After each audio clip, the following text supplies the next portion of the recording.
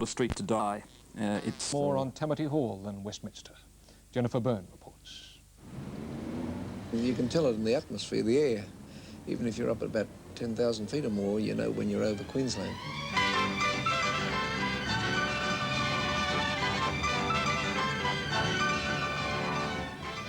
At ground level, the border crossing to Queensland is nothing exotic, scarcely even noticeable. People in other states look at us and say we're different.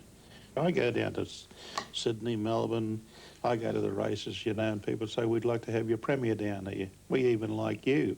Well, I think it's a definite form of government. There's no wishy-washy, you know, we'll sit on the fence and tell you some other time. You'll get your answer. But politically, Queensland is the nation's oddity, both in style. I find today in politics, they can't walk in a straight line. They duck under the table, round the table, hide behind cupboards and do this and do that. It's absolutely disgusting. No, and especially personality. No, I think that I'm such an affable, lovable, law-abiding person. People like to lumber things on me. Maverick, dogmatic politicians, a highly disciplined party machine. Together, for 27 years, they've delivered power, and the Nationals have known how to use it. For the past 2 years, that power has been absolute, and there are accusations they've misused it. Take Oxenford and the case of the TAB sub-agency licence. Oxenford's a smallish town dominated by dairy cows and gravel quarries about an hour's drive south of Brisbane. 4 years ago, Mrs. Elsa Frith applied to the state's TAB for the sub-agency licence. Well, we had the news agency and we thought that it would be a good service to the area and also would help us in the business, and we wrote in and asked. And then in early 82, we had a gentleman out and he had a look and he was very enthusiastic, and we were excited. So you felt very confident? Well, we had it. We had it. We told everybody we had it. It was on his part we had it. And we waited 6 weeks and then 8 weeks, and then I started phoning up, and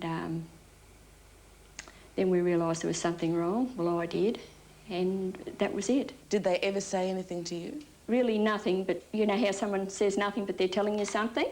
And what did you... And no names were mentioned. What did you get from what he said? What did you think he was saying? I couldn't get it for a while. I misunderstood, and then after it was repeated to me, I said to him, "Oh, I see. Well, I won't phone anymore. I'm sorry to have been a nuisance ringing up all the time." And that was the last time I phoned them. Time passed. Elsa Frith became the local postmistress. Finally this year, the licence was awarded. But it went across the street to the Oxenford Tavern, owned by June Fair, the family company of one Russell Hinds, Minister for Roads. For sure, it was a fortunate company, lucky enough to have its bottle shop right in the way of a recent road diversion. Now, the Minister for Racing's lucky company had the TAB licence. Unluckily, though, when someone thought to track down the original and unsuccessful Frith application, it was found to carry a notation: political interference. There's been so much written about it, said about it, and there's been nothing done to rectify what, if it is all true and there was political interference, is a shocking thing to a normal working family, working person. If someone in a high position can interfere in a person's life when you can't fight back on equal terms. There's nothing been proved that I did or said anything wrong in that application. No one's proved anything. I was disappointed. I was like a balloon that goes down at a kid's party. That's how I felt when we didn't get it. But you're sort of suspecting something, you assume something, but you're sort of hoping you're wrong, aren't you? That everybody's good and above board. You're hoping that you're wrong. The Labor Party took a far less generous view. As far as frontbencher Wayne Goss was concerned, Queensland's omnibus minister was gone. Mr Hinds, I believe, has 3 options: resign, resign, or resign. Mr Hinds at first fought back, denying any interference. They're making something out of something that doesn't exist. Subsequently, he withdrew the June Fair application, a move which saved his substantial political hide, but did not solve the mystery. What do you think's happened? I think that there was interference. I can't say for sure who it was, but I think we're entitled to know. And I think that there's come a time when this sort of thing has to stop, and someone has to stop it. And if it has to be stopped by having an open inquiry, why not have it? Of course, there will be no inquiry. Inquiries just aren't this government's style. Its response to these things is to stonewall. And given the infrequency with which Parliament sits in this state, given the outright refusal of the likes of the Premier and Mr Hinds to answer questions they don't like, and given the intense secrecy which surrounds the top levels of government and the bureaucracy, well, eventually the scandal dies for lack of interest. And if it takes someone's livelihood or even just their trust with it, as has happened countless times since the Nationals came to rule, well, that's just politics, Queensland style. Any hotel in Queensland positioned as the Oxenford Tavern is, ordinarily it would have been approved. The TAB break their neck to get a site like that. This famous Mrs Frith, as we refer to her, makes application for a TAB licence in a post office in an area that you couldn't swing a cat. Now, you know, let's be realistic about it. It surely couldn't be regarded as a reasonable applicant. But what about this famous notation, political interference? Now, if it was me, it would have said ministerial decision. And political interference is not me. Is it possible someone politically interfered? It's possible, but what? Everyone in that house, there's 82 members in there. Every day they come out of the house, every day the people come out of this room, they ask you to do something. Is that political interference? Or is it political representation? What's the difference? Now, the person who ever put that on the paper said political interference. It could have been one of 3 or 4 or 5 different people, but it wasn't me. The case of Elsa Frith is unusual in that it became public, but its thrust, its testament to the exercise of power by the already powerful, is disturbingly familiar.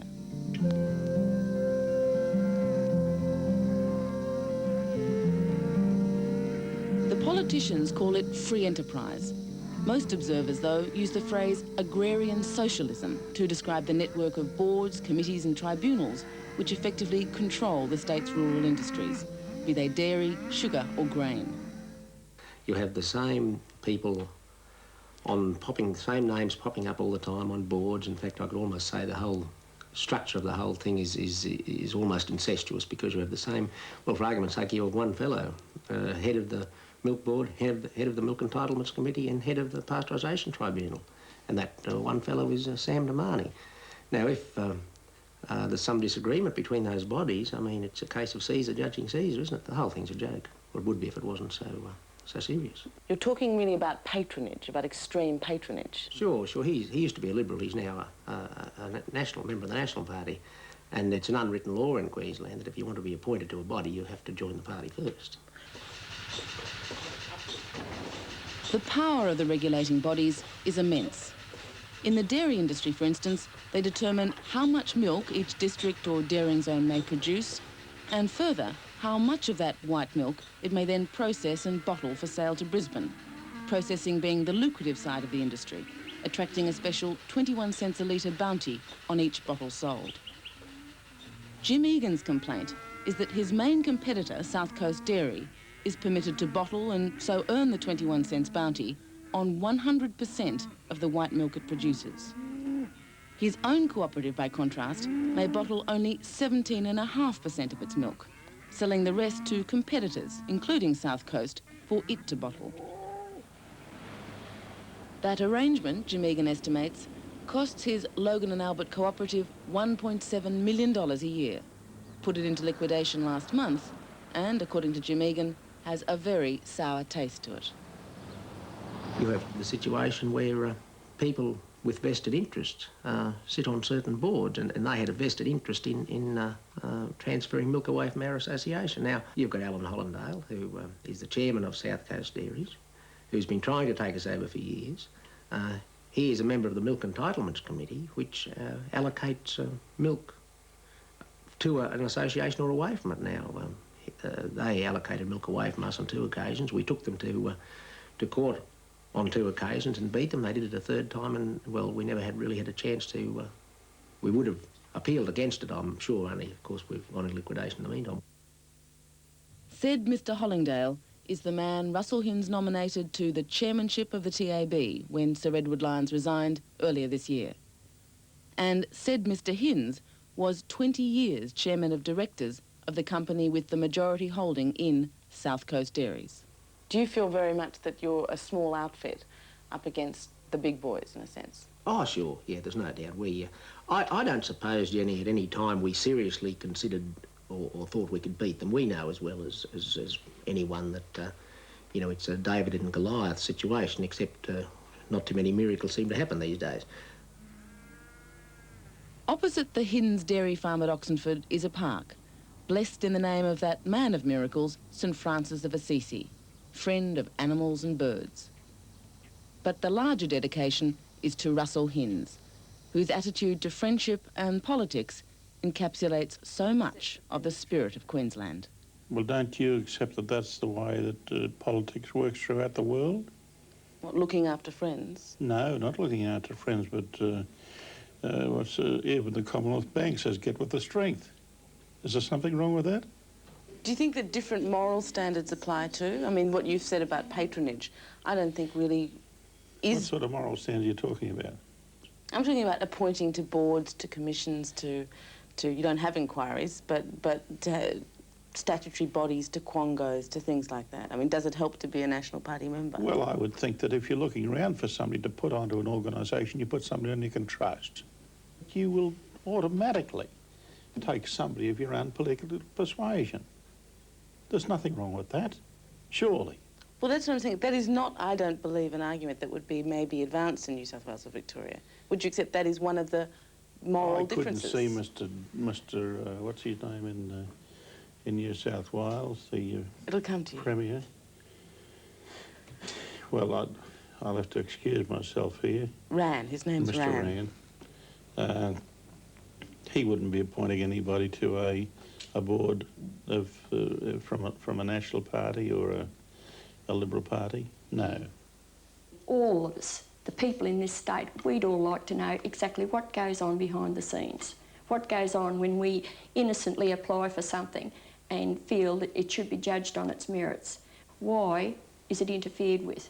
Who interfered with it? And there's always some drama on about someone, like on a farm or here or there, always something happening to someone. Maybe I was ignorant to it before. Maybe it's been happening for years and I've never noticed it. But once it happens to you, you notice everything then, and it's time that it stopped. There's an old saying about never apologise, never resign. Is that your philosophy too? No, you don't resign. See, and it wasn't a National Party bloke that told me that. Senator Ron McAuliffe, strong Labor. Never resign, Russell. He said, let them throw yet. They find it bloody hard. And after this break, Jennifer Byrne continues her report on Queensland with a look at how Sir Joh, soon to be 75, hopes to steer the Nationals to another majority in the next election. That's after this. After 2 decades of total power in Queensland, the National Party Premier of Queensland, Sir Joh Bjelke-Petersen, is being compared by some to King Lear, a bit wild and not a little bit mad. Not in the psychotic sense, rather in his annoyance at groups and individuals and events that don't conform to his view of things, like unions and environmentalists and elections of federal Labor governments. Jennifer Byrne continues her report. The National Party is the success story of Australian politics, I think, in Australia in the 20th century. I mean, their growth, the growth of their vote, their strategies and their techniques have been absolutely brilliant in many ways. And of course the Premier himself has a kind of homespun philosophy and a rural appeal which appeals to a large number of people in Queensland. Joh Bjelke-Petersen. Election night, 1983. Sir Joh Bjelke-Petersen's golden moment. He'd routed not only the Labor Party, but his former coalition colleagues, and from now, he'd be flying solo. There's no problem. We will be a government in our own right. We will operate very effectively and very efficiently. But it was to be a bumpy ride. Since the coalition broke up, it's just been one series of absolute crises and mistakes and foul-ups. From that time on, they have got themselves into so many jams. They've had about half a dozen instances where they've introduced legislation quickly and found it was defective, and they've had to repeal it. It's become quite apparent that when they were in coalition, the Liberal Party was the moderate force. Now, on any criteria, since the time they've governed in their own right, it's been a series of mistakes, and some of them quite serious. Crowning of Miss Queensland 1986.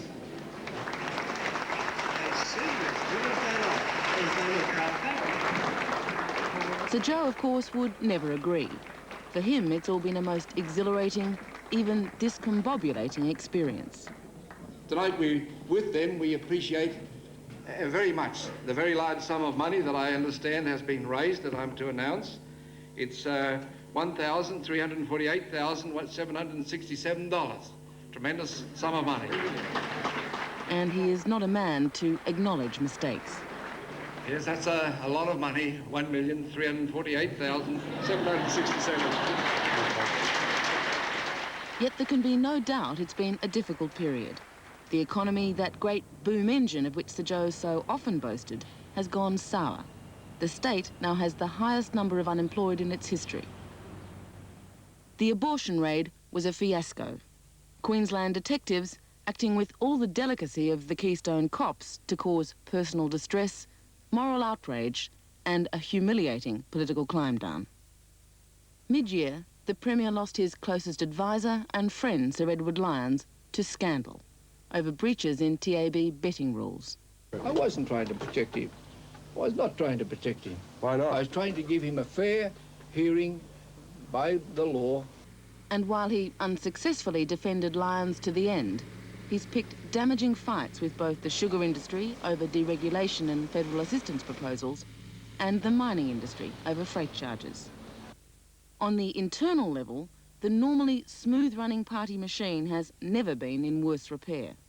Bitterness which persists over the Lyons affair. Open dispute over succession to the leadership and Sir Joh's choice of deputy, the unthreatening but deeply boring Bill Gunn. Sir Robert Sparks, the party's master tactician, has been out of action due to illness, while former manager Mike Evans has abandoned the party fold altogether for a consultancy career. He has noted the changes. I think it's a certain breakdown of discipline at the parliamentary level. I think that's fairly obvious. Why is it that? Because they can't kick the Liberals now, so they have to kick each other. Well, I understand a bit of that happens behind the scenes, but I think that's probably the main area of concern for them, that there appears to be a breakdown of discipline. Sir Joh has adopted blank denial as his best defence. The National Party is absolute. Do you know what granite is like? The different types of stone? Granite stone is very, very tight. You can't bust it or split it unless you've got tremendous, lots of dynamite. Well, we're rock solid like that. We are absolutely rock solid. And as I've always said, come out with clear-cut proof, evidence, innuendos, accusations. I'm so used to Labor making them. They have made them and invented them like putting sausages through a sausage machine. They've made it look bad. They've tried to. They've done it to me all my life. And they never come forward with any evidence. Innuendos.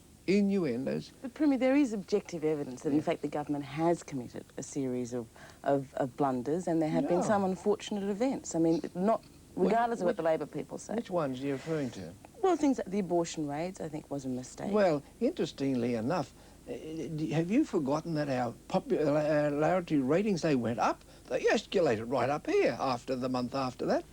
And so do you call that a calamity? Well, another word could be authoritarian. And do you resent or accept that, in fact? The more you do in that area, the greater my vote.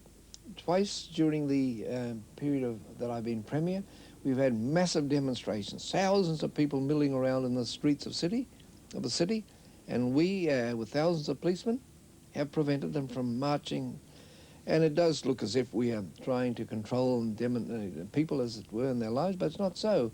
We're trying to maintain a freedom for the majority, not just a few. And every time, every occasion, my vote goes up. Sir Joh's most cherished achievement has been on the industrial front. His victory over striking power workers and his government's extraordinary legislative and practical assaults on the state's trade unions. And he won't stop, he insists, until he's totally beaten the problem. Oh, there's a lot more to do. These people, they've had their day. They've been to the top. And I speak about the militant union leaders, not the rank and file. The rank and file want to work. They don't want to lose a day's pay. We're on their side. Is it a crusade for you? Well, you can call it a crusade if you like. It's a mission. Oh, I don't think there's any doubt about that. This is just the beginning. He's now got a taste for an attack upon the unions. You've got to look at his motivation for why he's attacking the unions. Number one, he's had a long, deep-seated hatred of unions from the days when he was running a business himself. Number two, he's been over to Britain and he's had a look at the American legislation. He's most impressed by what the Conservative governments are doing there.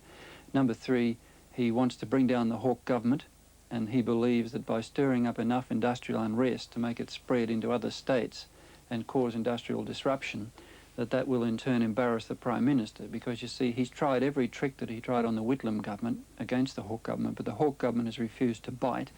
Gotta find the map. You're a local, Bob. What sort of reaction can we expect in this part? Oh, terrific, mate. Plenty of work, plenty of votes here. The government's more immediate struggle has been to retain the seat of Redlands, which went to by-election yesterday following the death of a cabinet minister. A death which caused particular grief given the Nationals' knife-edge majority and lack of an alternative candidate. The one they got was persuaded to join the party just 5 days before the pre-selection vote. While the official opponent is Labor's Con Shaka, the Premier's real adversary, as it's been for the past 2 years, is the Liberal Party, the former partner, which he regards now with boundless disdain. The greatest thing that's happened to this state is the National Party became a government in their own right. For then we could start to deal with the unions, and then we could start to have positive policies without this wishy-washy stuff that we had when they were there. And the feeling is reciprocated. Director of the Queensland Liberal Party, John Moore. The National Party is based on a combination of the old country party and this new lot, which I refer to as the White Shoe Brigade. I heard you've actually called them white shoe troglodytes. Well, that's a bit generous. They're an ageing party and an ageing government, both making a lot of mistakes. Now that to me means we're in for a lot of changes in the next 3 to 5 years.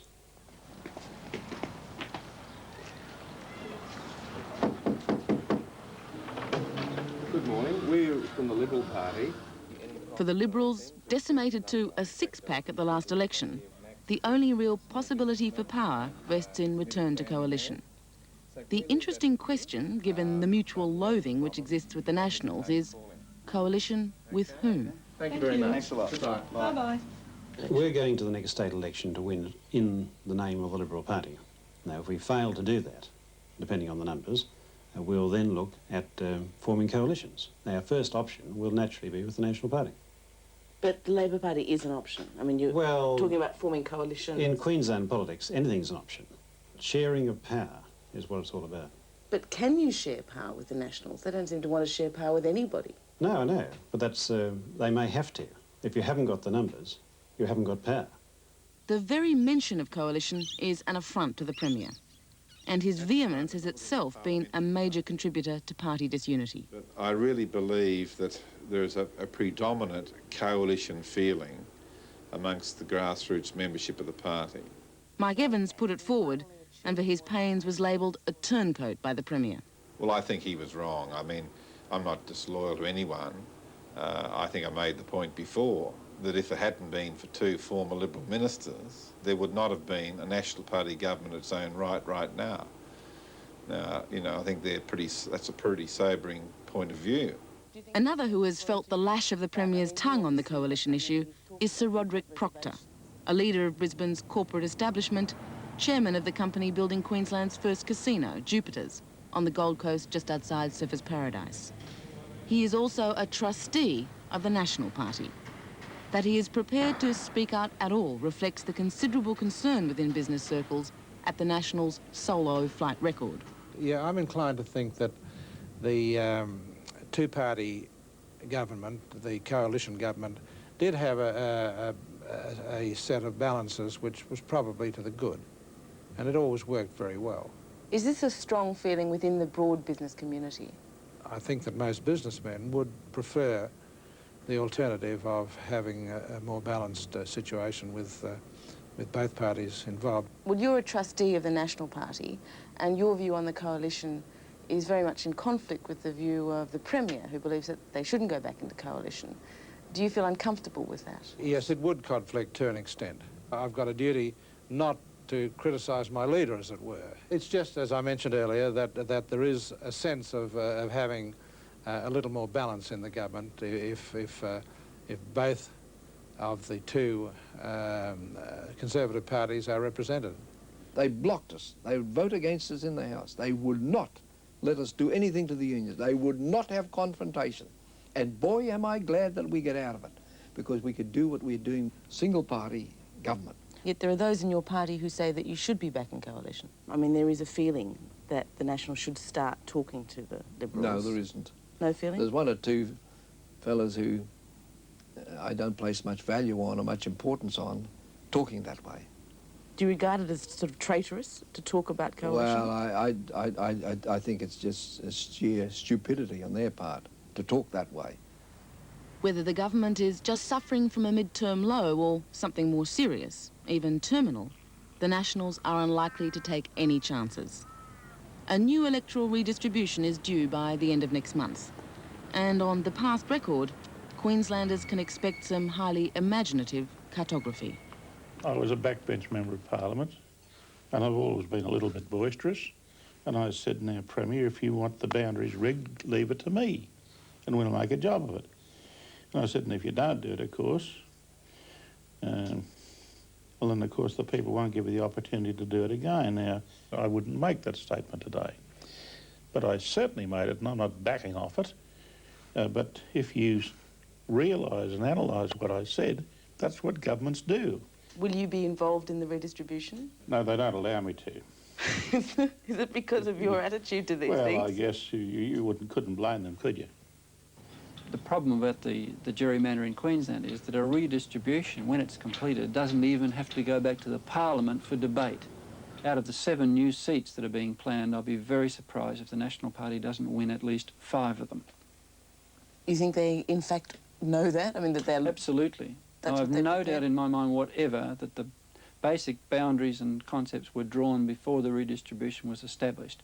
Now, I'm not casting aspersions on the people doing the redistribution.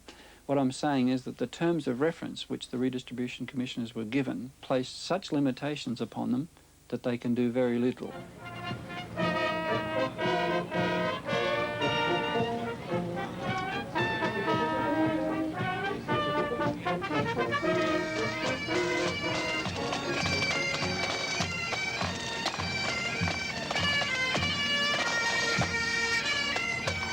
Like a temporal King Canute, Sir Joh Bjelke-Petersen has held back the tide of advancing years, the occasional illness, the even more occasional challenger to his throne, and every scandal his political enemies have tried to pin upon him. Eventually, of course, he will be engulfed. And then, as Sir Joh probably well knows, all the bread and circuses and judicious pork barrelling the National Party can produce won't fill the void. Well, I guess that's his problem, isn't it? It's been important that he should groom someone. And I think the fact that he hasn't is a problem for the party. Is that the biggest problem the party has, you think? The biggest problem. That there's no one to fill his shoes? Well, there is, but that person's not obvious at this stage. Queensland needs a strong, tough leader who'll stand up to Canberra, stand against socialism, and stand for what's right. And the fact that every day of my life there would be many people come up to me and say, don't you give in, Mr. Premier, you keep staying Premier, we want you, we need you, the nation needs you. And that's something that never stops. It goes on and on. Even this morning again, I had a phone call. from one person, I've never met him, that I know of, rang up to say just that. And what, the nation needs you? That's correct. Jennifer Byrne reporting there. And if you missed the news at the start of Sunday, there's been a significant swing away from the Nationals in the Redlands by-election. It's too close and too early to state whether the Nationals have retained the seat. Next on Sunday, Peter Thompson with the new Australian film Burke and Wills.